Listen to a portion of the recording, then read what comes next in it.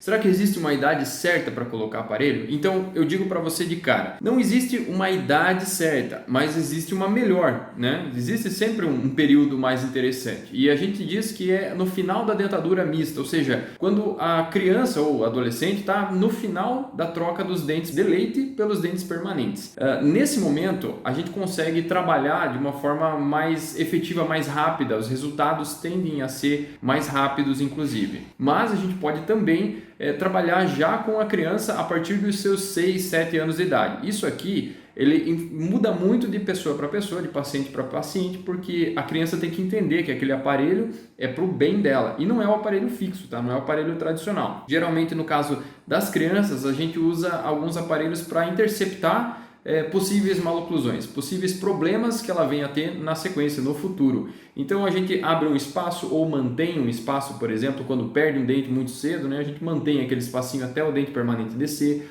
ou usa um expansor da maxila, um aparelhinho que expande o céu da boca para que a gente tenha mais espaço para quando tiver lá com seus 12, 13 anos mais ou menos, a gente possa colocar um aparelho fixo. Então, existem algumas situações onde a gente pode intervir com antecedência. Geralmente, o melhor momento para colocar um aparelho seria nessa idade aí, entre 12 e 13 anos, mas como eu falei, varia de pessoa para pessoa. Mas isso não impede o adulto de seus 30, 40, 50, 60 anos de colocar o aparelho. A gente tem sim algumas situações que talvez dificultem e até impeçam a gente colocar aparelho, mas não seria realmente a idade.